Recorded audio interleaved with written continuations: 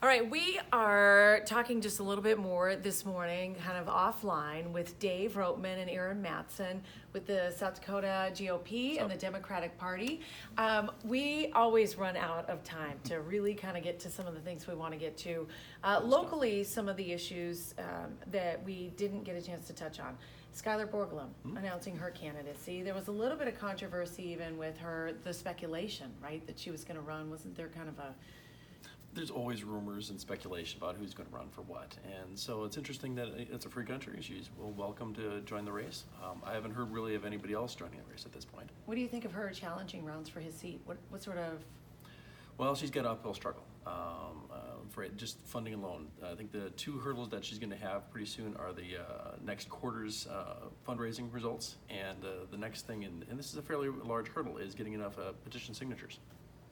Underdogs, though, seem to be just kind of having a place more now than they have in a long time. So it'll be interesting to kind of see how this all plays out, right? What do you think? What are your it'll thoughts? be very interesting to see, as Dave said, where she gets her funding from and where she finds space to Senator Rounds' right to challenge him, as that seems to be the direction she's going. And Senator Rounds is a very conservative senator, and as he would say himself, I believe. So I don't know where she's going to find space to his right to challenge him from there. But as the Republican candidates are going to the right, Democrats will be talking about expanding health care and making the economy work for everyone.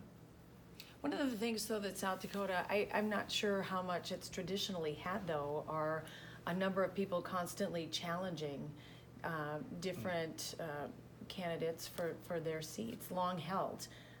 Is that a good thing to start to see so that we get more conversation out there, or what are your thoughts on it? I absolutely think that's a good thing. The final choice is in the voters' hands, and the voters really need to have a choice. I agree. A robust debate within parties and then between parties is very good for democracy, and as Dave said, the voters will decide. Okay, we also wanted to talk about campus free speech. This was a bill that passed the state legislature this past session. And it was a bill that was long debated whether or not it was needed. Where are we at on all of this? You're saying this is getting some national attention. Yeah, South Dakota's leading the way. This our legislation is going to be a model. It's gotten to national news, got some national attention. It's going to be a model for other states. It's obviously needed. Why?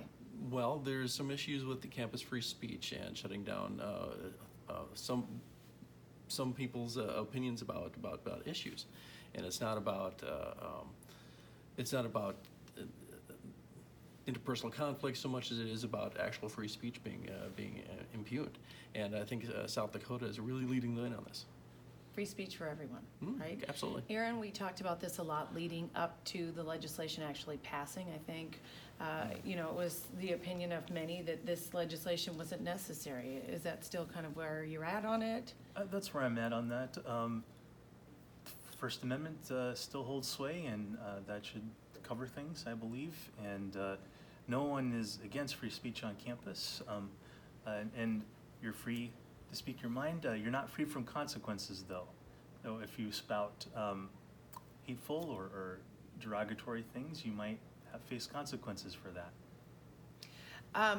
Okay, we'll end there on that one. I think everybody's got an opinion on where things kind of stand and who's been free to say what and kind of where things are heading. So it'll be interesting to watch this as it plays out. One last quick topic. The Democratic contenders for the presidential race. We've seen the first candidate drop out. And where are we headed? Who's standing at the end? How many candidates are now still in it? 24? 23 right now, okay. Though billionaire Tom Steyer might join the race soon. There's talk that he will. That would bring us back up to 24. There's lots of strong candidates out there working really hard. But right now, Come on, put it out there. All right, well, the top ones seem to be the strongest, the ones that are the top of the polling right now and that have raised the most money. Former Vice President Biden, Senator Sanders, Senator Kamala Harris, Senator Warren, and Mayor Pete Buttigieg. Right now, those seem to be the favorites because they're on top of polling and they've raised the most money. So they're probably in the strongest position right now. Dave? I think, well, it's interesting that Tom Scyller was interested in running as an independent before, and obviously as a partisan guy, I quite understand that's an issue for the parties. But if he jumps in as a Democratic candidate, that could throw some interesting in the mix. Is it still, I mean, is it just about the money that you're able to raise?